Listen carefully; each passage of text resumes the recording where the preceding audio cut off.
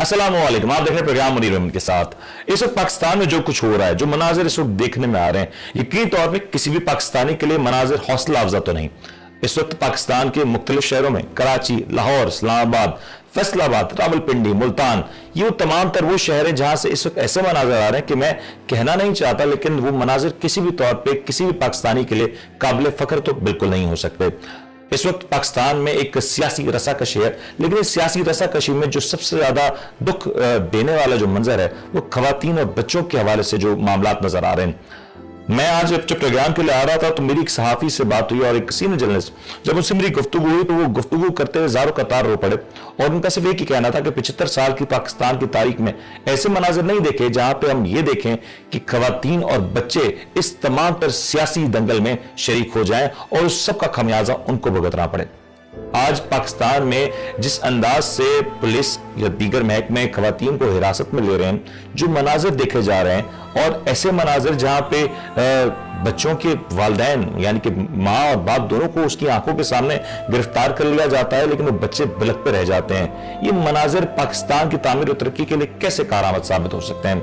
इस वक्त जिस अंदाज से फोर्स का इस्तेमाल किया जा रहा है, जिस अंदाज से गिरफ्तारियां हो रही हैं, सियासी पॉइंट ऑफ व्यू उसका जो भी है वो अपनी जगह बिल्कुल होना चाहिए, लेकिन पाकिस्तान एक ऐसा मुल्क है जहां पे खवातीन और बच्चों के एतबार से हमेशा एक नरम गोशा रखा जाता है, जो आज शायद नजर नहीं आ रहा। आज इस बात की तफरीक नहीं रखी जा रही कि क्या सामने हमारे जो शख्स खड़ा है वो कौन है। ये बात तो यकीनी है कि जो शख्स सामने खड़ा है वो हमारा दुश्मन या एक ऐसा शख्स है जो इस वक्त हमें काबिल कबूल नहीं, लेकिन खुदारा जंगों में भी कोई ना कोई तमीज होती है और बहैसियत मुसलमान ये हमें सिखाया भी जाता है कि जहां पे खवातीन और बच्चे हों वहां पे जंगी उसूल तब्दील कर दिए जाते हैं। ये सब कुछ जो कुछ हो रहा है, इससे पाकिस्तान की आने वाली नस्लों के ऊपर क्या असरात पड़ेंगे? वो बच्चे जो अपनी माओ को ये देखें कि उनकी माओ को घसीटते हुए पुलिस ले जा रही है और प्रिजन वैन में बंद कर रही है, या वो खवातीन जो आज शादीशुदा नहीं है लेकिन उनको जिस अंदाज से घसीटते हुए ले जा रही है पुलिस और दीगर महकमे, और उनके जो मनाजिर जिस अंदाज से अक्स बंद किए जा रहे हैं और वो जब मनाजिर बाद में देखे जाएंगे,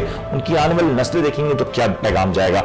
एक और बड़ा अहम पहलू है ह्यूमन राइट्स का। पाकिस्तान में जो कुछ हो रहा है, यकीनी तौर पे हम सब अपने तमाम इदारों के साथ खड़े, शाना बशाना करें, और हम पाकिस्तान में जमहूरी अमल के लिए हर वक्त कोशा रहते हैं, लेकिन क्या इस सब के लिए ये बात भी जरूरी नहीं कि पाकिस्तान में बसने वाले तमाम तर जो लोग हैं उनको भी बराबर का हिस्सा दिया जाए और खास तौर पर एक वजहदारी रखी जाए कि आखिर हम किस पैमाने पे इस तमाम तर मामलात को तोड़ लें। इसी हवाले से गुफ्तगू करेंगे। हमारे साथ इस वक्त ज्वाइन कर रही हैं क्लिनिकल साइकोलॉजिस्ट और एक बड़ी active social worker Tahira Bano, खुद एक शेल्टर होम भी रन करती हैं और हमें बेहतर तौर पर गाइड कर सकते हैं कि इस वक्त जो कुछ हमारे माशरे में हो रहा है इसका खमियाजा किस हद तक हमें भुगतना होगा, और ये जो डेंट हमने जहनों में डाल दिया, ये डेंट कितना वक्त लगेगा इस डेंट को निकालते निकालते। ताहिरा जी, अस्सलाम वालेकुम।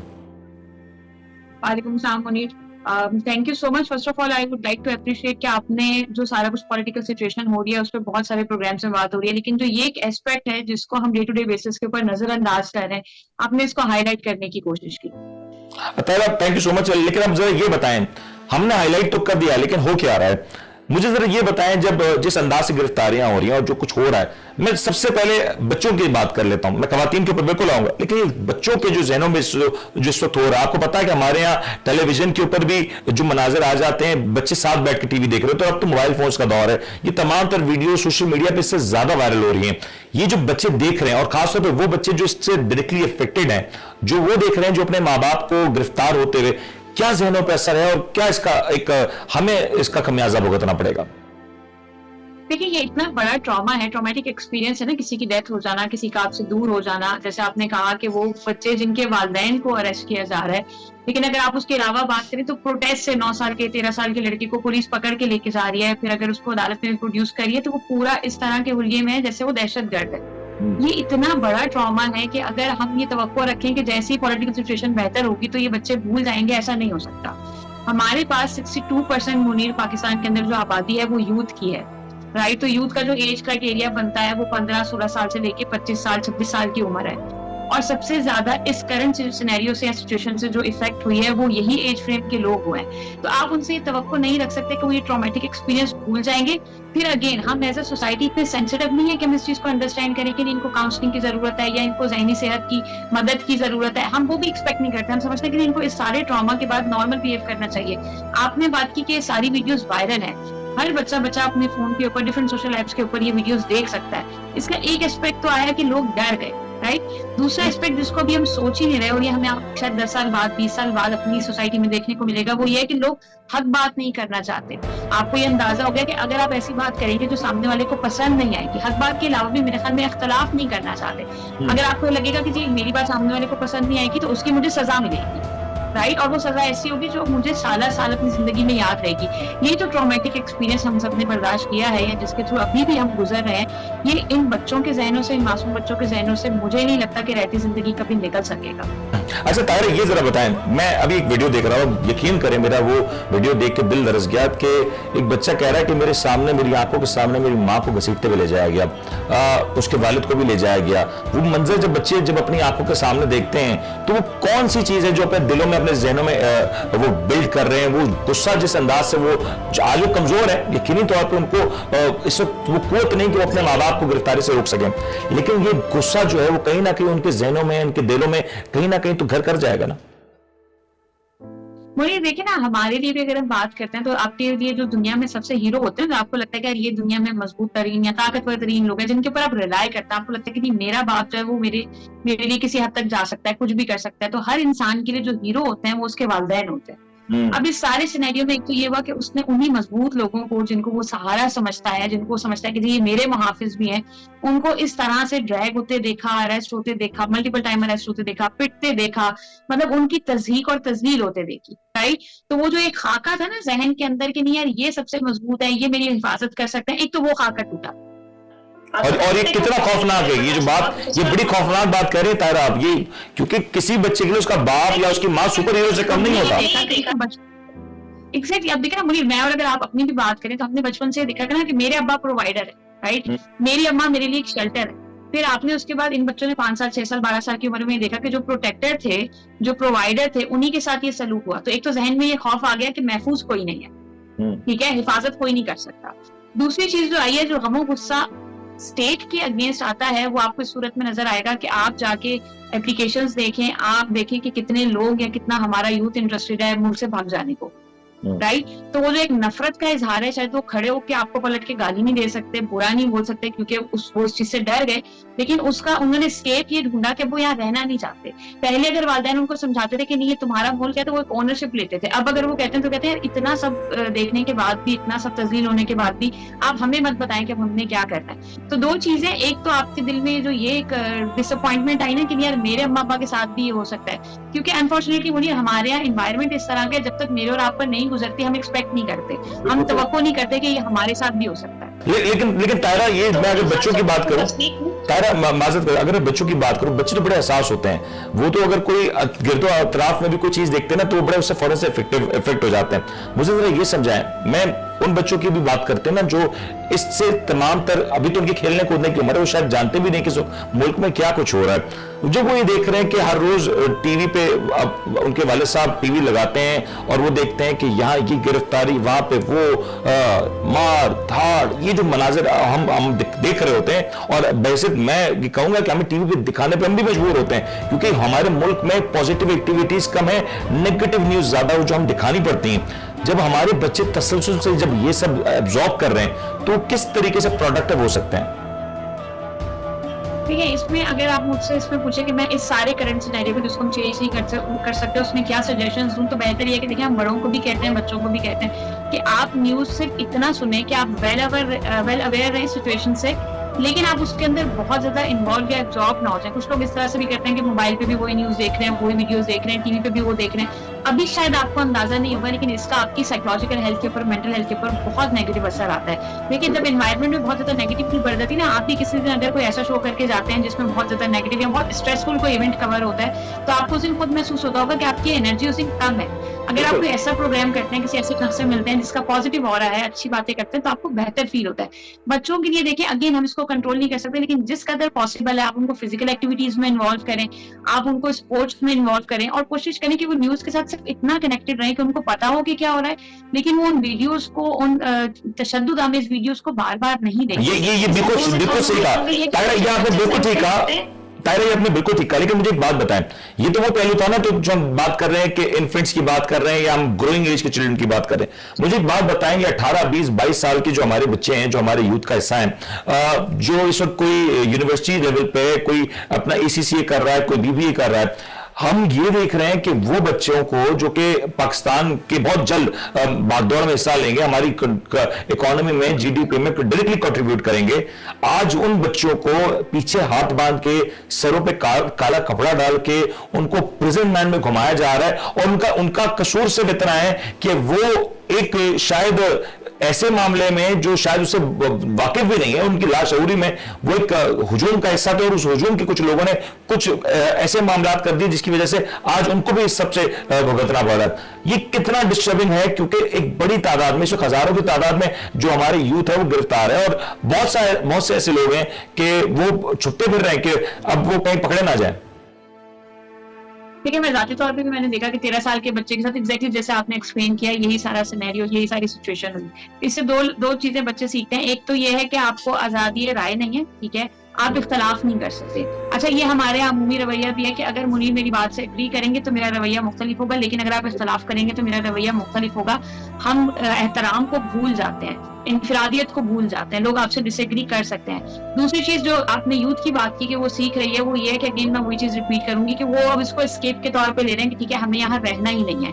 आप अगर देखें तो हमारे यहाँ यूथ दो पार्ट्स में डिवाइडेड है। एक तो वो लोग हैं जो इस सारे सिचुएशन के बाद ये समझते हैं, रिस्पॉन्सिबिलिटी लेते हैं कि नहीं, हमने यहाँ रहना है और हमने अपनी जो है ना राय का इजहार भी करना है और उसको इम्प्लीमेंट भी कराना है। और वो लोग भी हैं जो इतना पॉजिटिव है इस सारे सिनेरियो के बाद। लेकिन अगर आप ऑनेस्टली पूछे तो 80 to 90% वो बच्चे हैं जिन्होंने ये सारा कुछ देखा और उसके बाद वो कहते हैं कि यार बाहर जाके मैं किसी पेट्रोल पंप पे नौकरी कर लूंगा, बाथरूम धो लूंगा, किसी इंटरनेशनल चेन के ऊपर वेटर की नौकरी कर लूंगा, लेकिन मैं यहाँ नहीं रहना चाहता, क्योंकि यहाँ पे आपको सेंस ऑफ सिक्योरिटी के साथ साथ आपका जो इंडिविजुअल सेल्फ का कॉन्सेप्ट है उसको मार दिया गया।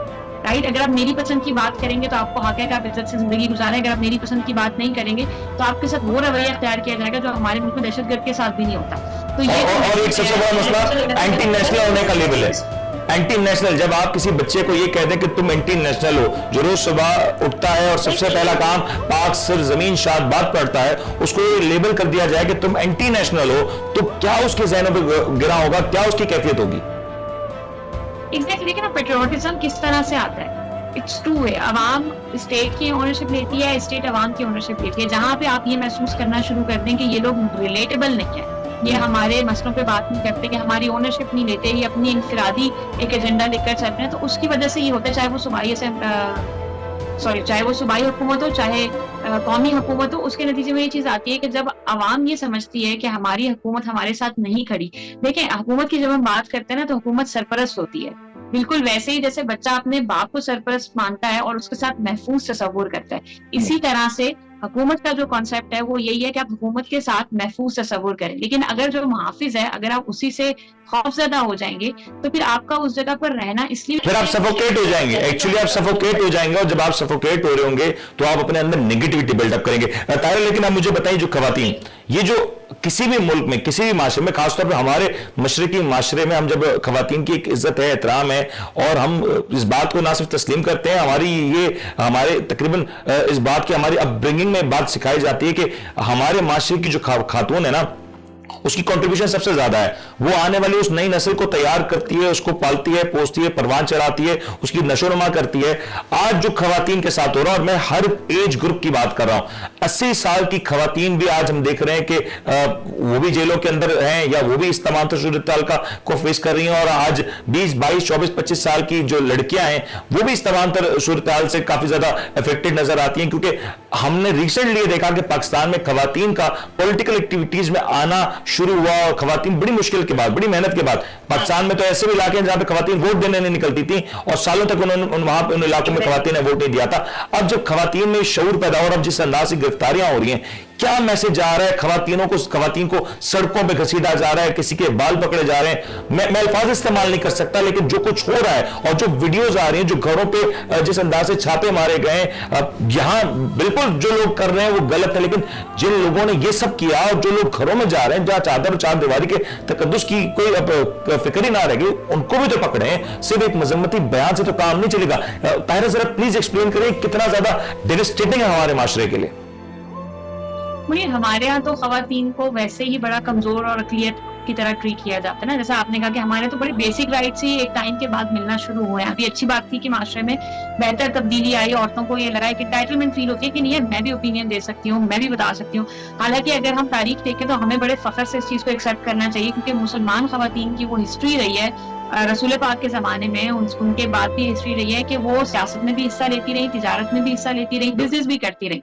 लेकिन अनफॉर्चुनेटली जैसे-जैसे ज़माना आगे बढ़ा, हमारे अंदर जाहिलियत जो है वो बिल्कुल जो है ना वो उतरती गई, और उसके नतीजे में ये आया कि हमने लगा कि नहीं, हमने औरत को कन्फाइंड कर देना है। अभी भी देखिए ना, अगेन हमारे पास इस सारे सिनेरियो से वो औरतें जो इंडिपेंडेंट समझ रही थी अपने आप को, खड़े हो रही थी अपनी पैरों पे, अब उनको घरवाले भी कहते हैं कि देखा हमने तुम्हें कहा था ना ये नहीं करो। हमारे मुल्क में एक्सेप्टेंस ही नहीं है। अब आप बैक स्क्वायर पे आके खड़े हो गए, क्यों? क्योंकि आपने एक इनिशिएटिव लिया, आपने रिस्पॉन्सिबिलिटी से अपने घरवालों को भी कन्विंस किया कि नहीं मैं ये कर सकती हूँ, मेरे पास ट्राई करने का हक है। हम बात करते हैं ना, आपको जमाना नहीं रहा, राइट? इनफैक्ट अगर मेरे घर में भी कोई बात होती तो मैं कहती नहीं आपको जमाना नहीं रहा कि औरतों के साथ ये रवैया रखे। आपने 2023 में ये सब करके बता दिया कि अभी भी आप हमारे मुल्क के अंदर वही जमाना राइज है, और अगर कोई भी आवाज उठाएगा, औरत को तो वैसे ही आप इतना हक नहीं समझते ना। आप देखें ना, जिस औरत को आपने इस तरह से ड्रैग किया है, इमेजिन करें, जैसे आपने अपने इंट्रो में भी कहा था कि उसकी सहनी सेहत पे क्या असर रहा, उसकी रहती जिंदगी पे क्या असर रहेगा, उससे जुड़े हुए लोगों पे क्या असर रहेगा। आप अपने ऊपर, मैं अपने ऊपर रख के देखूं कि अगर मेरा बच्चा ये चीज देखे तो वो उसके जहन पे क्या असर आएगा, वो क्या दोबारा मुझे या मेरा शौहर, भाई, बेटा क्या मुझे दोबारा इस तरह से स्ट्रांगली स्टैंड लेने देगा? कभी भी नहीं। फैमिली इफेक्ट हो जाएंगे, फैमिली वैल्यूज बिल्कुल डिस्टर्ब हो जाएंगे इससे। तो फिर देखिए, हमारे यहाँ तो सिर्फ खौफ से ज्यादा एम्बेरसमेंट बड़ी जुड़ी है ना। आपने किसी को गाली देनी होती है तो आप माँ बहन की गाली देते हैं, बिकॉज यू नो कि ये ट्रिगरिंग पॉइंट है, राइट? सो अगर आपने उसी माँ बहन को ड्रैग किया है सड़कों के ऊपर, तो आपने अगले बंदे को इतना तजलील और तज़यीक कर दिया। लेकिन अगेन मुझे अच्छी चीज ये लगी कि इस दफा इस चीज से लोगों की आवाज बननी हुई, जो भी उनके पॉलिटिकल व्यूज हैं, दे नो इट कि नहीं हमें रखने का हक है। अगर सामने वाला इस चीज को नहीं समझ पा रहा, इंसाफ नहीं कर पा रहा, वो उनका फॉल्ट है। पहले की तरह से जो एक बेहतर तब्दीली आई है वो ये है कि अब पहले की तरह लोग ना विक्टिम ब्लेमिंग नहीं कर रहे, जिसको ड्रैग किया है उसको जलील नहीं कर रहे, उसको बुरा नहीं समझ रहे, उन वीडियोस को कॉन्शियसली वायरल नहीं कर रहे, उनको बुरा नहीं बोल रहे, जिन्होंने किया है उनको पॉइंट आउट कर रहे हैं। तो वो भी एक सेगमेंट हमारी सोसाइटी में, वो भी एक सेगमेंट है हमारी सोसाइटी में। लेकिन आपने बिल्कुल राइटली इस बात को पॉइंट आउट किया कि यकीन तौर पर इसके असरात हैं, दूरस्थ असरात हैं। लेकिन मैं ब्रेक पे जाने से पहले हाथ जोड़ की गुजारिश करूंगा, जो मैं पहले भी कर चुका हूं, खुदारा इस तरह के अमल से बिल्कुल दूर रहें। यकीनी तौर पर हमारे माशरे में अदम बर्दाश्त इस हद तक फैल चुका है कि हम एक दूसरे की गुफ्तगू सुनने के लिए तैयार नहीं, और किसी की बात बर्दाश्त करना तो अब हमारे तसव्वुरात से भी बाहर हो चुका है। लेकिन जितने भी मामलात हैं, जितने भी इश्यूज हैं, अपने दारों का, अपने मुल्क का, सबसे पहले पाकिस्तान, हमारी आवाम, हमारे इदारे यकीन तौर पर हमारे सर का ताज है। लेकिन जो कुछ इस वक्त मनाजिर हो रहे हैं, जिस अंदाज से गैर इंसानी रवैया, मैं कहूंगा क्लियरली कि गैर इंसानी रवैया भी देखने में आया बहुत सी जगहों पे, उसको खुदा के लिए कंडेम करें और उसको रोकें, क्योंकि ये ना रुका तो हमारा मुस्तकबिल इस सब के बाद दांव पे लग जाएगा। और कोई भी शख्स फिर इन कच्चे जहनों के साथ वो खिलवाड़ करेगा कि ये फिर आप ही के खिलाफ इस्तेमाल होंगे। तो खुदारा इन जहनों को इनकी नशोनुमा करें, इनको कौमी धारे में रखें और इनको पक्का मजबूत पाकिस्तानी बनाएं, और वो साजन के साथ कि वो पाकिस्तान के लिए